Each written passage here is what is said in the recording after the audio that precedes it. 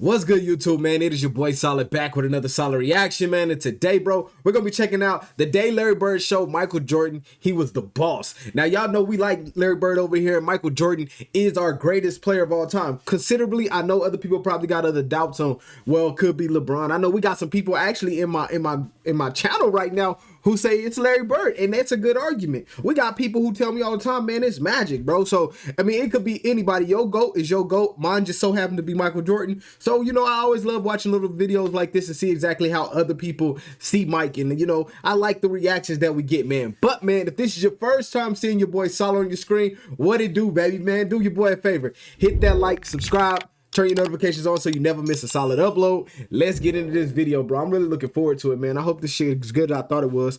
So, let's go ahead and get into it. Oh, come on, hit the plate, bro. Gotta keep him under control. Time out with 3 seconds. Okay. Being on the throne is not just about being the king. It's about being the rival to beat. And God. you also got to be willing to prove your superiority to any opponent who aspires to kingship. And that was exactly the situation for Larry Bird in 1986. I'd much rather guard Michael Jordan than Larry Bird because you have to play the game as a thinker when you're playing him. The Celtics forward was not only coming off one of the most successful individual seasons in league history, winning his third consecutive regular season MVP and hoisting the Larry O'Brien while earning his second finals MVP. I'm really proud to receive this award for the third time. Bird was changing the game. The whole conception of the small forward was different after his time in the NBA. But just when he looked like he was the undisputed king, a new lion was coming to the Pride. A young Michael Jordan came into the league making a difference right from the start. And from the very first moment, he made it clear to Larry that he wasn't afraid of him at all. The Celtics were still the better team, but MJ put on one of the greatest performances in playoff history against Boston in 1986, making a statement about who was the better. Bro, and that's the reason why we love it, bro. That's the reason why I'm a Michael Jordan fan, bro. We all know Larry Bird deserves his flowers. We know, shoot, Michael Jordan deserves his flowers, let's be honest. But back in the day, bro, Mike came with respect, and he ain't want to just step in the game and be like, you know, hey, I'm this. Everybody, Larry Bird, Magic Johnson, they looked at him and was like, yo, this kid is good. He's next up.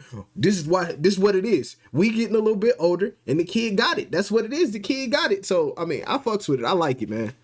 Player on the hardwood, and from then on, the rivalry burned hotter than ever. See, Larry Bird had a mission. For his entire career, he had been the undisputed best player in the NBA. But now, a 23-year-old kid who was averaging 37 points per game was challenging him for the reign of the king of world basketball. The Bird had already proved it all. His legacy was unmatched, but his honor was in jeopardy. And that was something that he wouldn't allow. The reason was simple. Bird was bidding to become the GOAT of basketball. The forward had been breaking every barrier in existence since arriving to the NBA. In 1979, Bird signed a contract with the Celtics to become the highest paid rookie in league history at $650,000. Hey, real quick, I was just thinking about that. Who was the GOAT before Michael Jordan? Like real talk. Like, I mean, this sounds crazy. I know somebody like, man, you don't know it was Bill Russell, or you don't know it was Larry Bird. But like, honestly, we don't talk about who was running the league before Mike. We talk about, hey, Larry Bird was one of the greater players. We talk about Magic Johnson being one of the greater players, Bill Russell, you know, Wilt Chamberlain. But I've never heard, or I guess, what's his name? Right there on the tip of my tongue, Mr. Logo, God, Jerry West. Yeah. I mean, we talk about these players and say that they're good, but I've never had anybody tell me exactly, hey, this was the GOAT before Mike got there. Because you know now, let's just be honest, once LeBron James is out of the league, he's going to be, as much as we don't want it, let's just be honest, he's going to be classified as the GOAT. He's going to be classified because his numbers. Don't get me into the LeBron James scene, because there's a lot of stuff that I don't like. I don't think longevity should count. If you can't get the record within the same amount of time as the other person, and you needed 10 more years to get that damn record, that's not your record, bro. That's still his record. He did it in 10. He did it in 10 years. You do it in 20. I'm just saying, but let's not get into that. I just want to know who, drop it down in the comments, bro. Do that for me. Drop down in the comments who was the GOAT before Michael Jordan. Who was the player that everybody was like, damn, we're not going to find a better player than this? Like, that's what I want to know. per year. But as soon as he arrived in the NBA, Larry wreaked havoc. He finished 4th in the MVP race during his rookie year. During the next 3 seasons, not only did he win the NBA ring for the first time in 1981, but he also finished 2nd in the MVP race 3 times. And his averages during this stint? 22.6 points, 10.9 rebounds, and 5.7 assists per game. But something happened during the summer of 1983. Bird went from being the second best player in the league to a completely legendary player, and absolutely superior to his eternal rival Magic Johnson. Thus began his incredible 3-year stint in which he became one of the greatest players of all time. From 1983 to 1986, Bird achieved 3 NBA MVPs. After winning the 1984 championship and being, for the first time in his career, MVP of the finals, Bird ascended in the NBA Olympus and wrote his name in the history books forever. During those 3 seasons, Larry averaged 26.2 points, 10.1 rebounds, and 6.7 assists per game, while continuing to be an elite defender, by the way. This was his status just prior to the start of the 1986 playoffs, a versatile forward who was capable of doing everything on the court. There had never been a big man who had the skills of a perimeter player in traditional basketball until he came along. And not just because of his iconic 3-shot, becoming one of the first small forwards that played the power forward position to be able to stretch the floor. His incredible passing ability allowed him to become a true leader for those Celtics, both on offense and defense. But in order to win his 3rd ring in 1986, he first had to get past a team with a major stud that was starting to make some noise. And just less than a full year later, it was March 27th, 1987.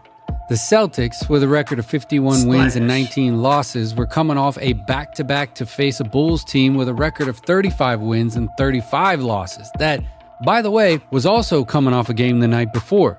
Bird was having a pretty good season with averages of 28 points, 9 rebounds, and almost 8 assists per game that allowed him to finish 3rd in the MVP race. While Jordan, who would end up finishing 2nd, was averaging an absurd 37 points per game. The Celtics came out with an unusual starting 5 due to the absence of Dennis Johnson, who was replaced by Jerry Sitching.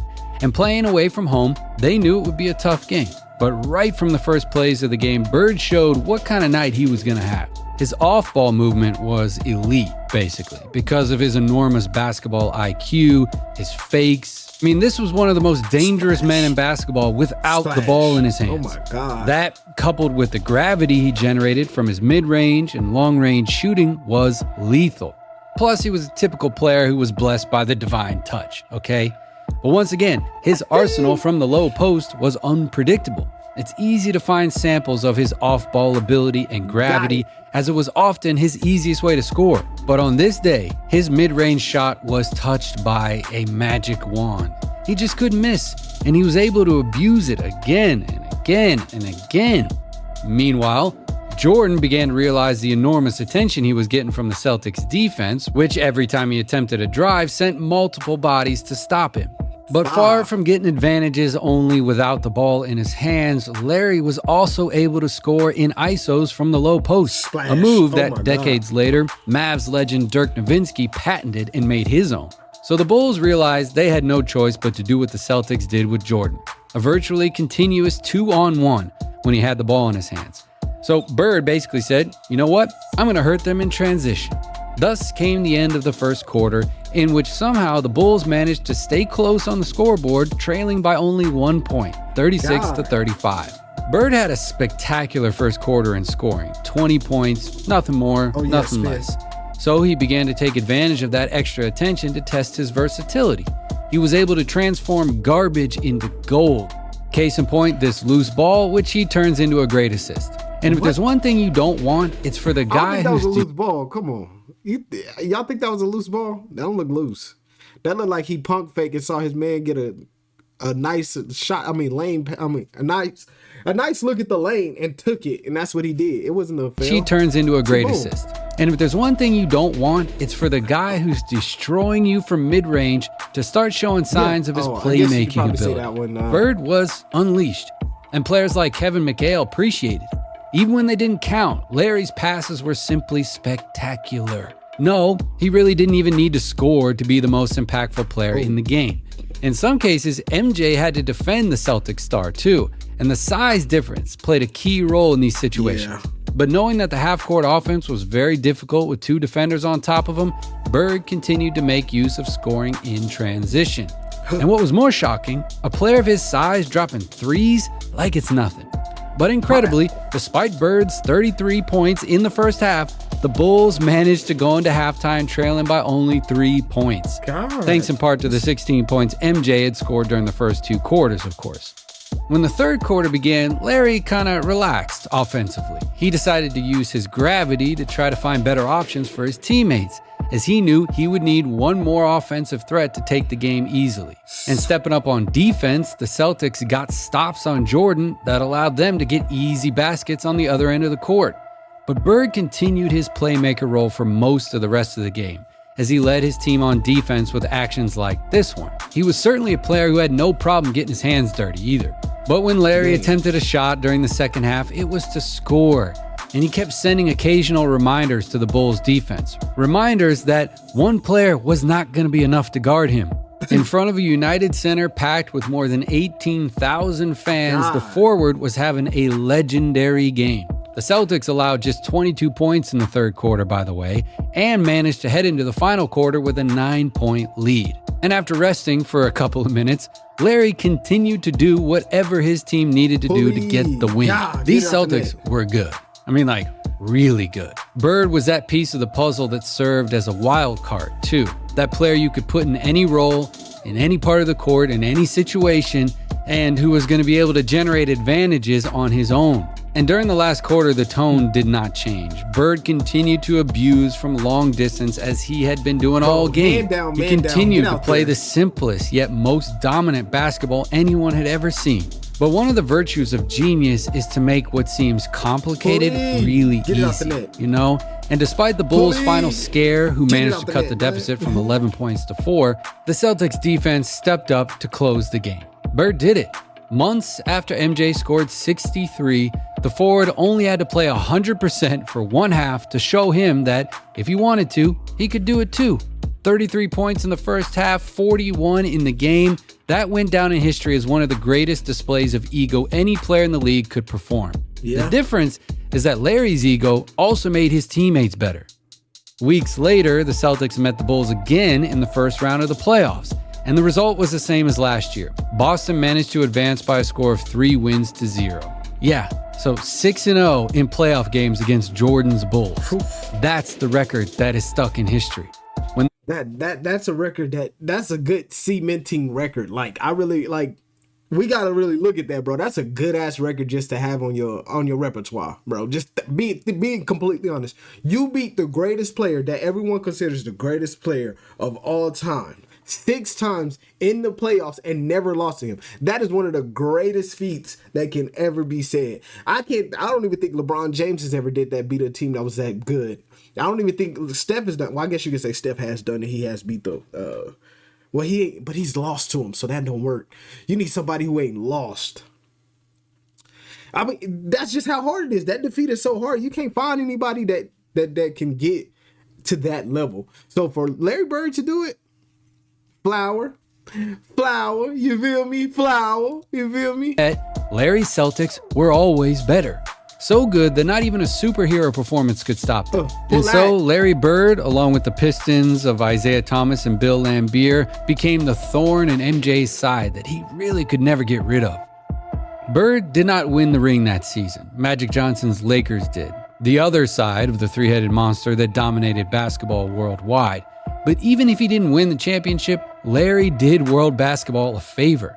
He taught Jordan that he still had a long way to reach his full potential. He taught him that scoring isn't always enough, and that he needed to become a leader capable of bringing out the best in his teammates. And without the lesson that the greatest player in Boston Celtics history, with Bill Russell's permission, taught MJ, it is likely that basketball history would have been completely different. And Jordan and Bird's rivalry continued to cause a stir in the league, but they never met again in the playoffs. Larry would go on to post a 17-11 record against Michael's Bulls during his career until a serious heel injury followed by back problems greatly shortened his career. Injuries that not only brought about the end of the Boston Celtics dynasty, but also sent them into a sinkhole from which they could not climb out of until 20 years later. And we all know that history is written by the winners, and very few people have won more than Jordan. And Larry Bird has kind of gone down in history as underrated compared to Jordan. But he was a forward who changed. All right, when you compare it to Jordan, I don't know if you can say underrated, but he is underclass compared to Jordan. I can understand what people are saying there. Now, that is a personal opinion. I'm not saying that. I can understand where he's coming from, though. I can understand where he's coming from saying he's underrated under Jordan. But at the same time, it's like, is he though? You feel me? Like, is he though? Like, is he really underrated compared to Jordan? I think Larry Bird, Michael Jordan, Bill Russell, Wilt Chamberlain, players like this, man, it's not that they're underrated. I think what happens is when the player that we love and enjoy, that are personal, once we find that person, we kind of stop looking at everybody else. Because I can tell you right now, I know Bill Russell was tough. I know Magic Johnson was tough. I for sure know Larry Bird was tough. I for sure know, Stephen Curry is tough. I know that Kobe Bryant is tough. Like, these are players that are amazing. They're on a tier of their own. But would I ever put them in the same category as Michael Jordan? No, because that's my GOAT. Same thing for somebody else. Larry Bird could be their GOAT, but they're never going to put Michael Jordan, Magic Johnson, any other player like that in the same tier. So it's not underrating them. It's self-preference. I guess that's what you would call traditional definition of basketball, and who starred in one of the most competitive eras ever. And let's not forget that from 1983 to 1986, there was not a single player on the planet able to face him. No one. All right, man. That's the end of that video, man. Look, y'all know how I get down, man. Larry Bird is one of the greatest players of all time. Like I said earlier, man, I'm never going to put him in the same tier as Michael Jordan just because Michael Jordan is my GOAT. Other people going to put Larry Bird there and take Michael Jordan out. Other people going to put LeBron James there and take the rest of them out. You know, it's just all different types of stuff that you really got to look at. But me, man, I am always going to be the first person to say I will always give Larry Bird his flowers. There's not another boy, not another man, not another white chocolate. There is not another brother like, Larry Bird. There's not another person who could walk in the room and be upset with you that you put a white dude on him and he white himself. I want y'all to really let that sink in. He like, you put a white boy on me? What is wrong with y'all? There will never be another player who let a person jump and when he fly by say fly bird. Like, don't get on down that way. This is the type of stuff that we expect from Larry Bird, man. But, man, if you guys did enjoy this reaction, bro, do me a favor, man. Hit that like, subscribe, share it with your friends. Do what y'all guys do best. I'll see y'all in the next video. Peace.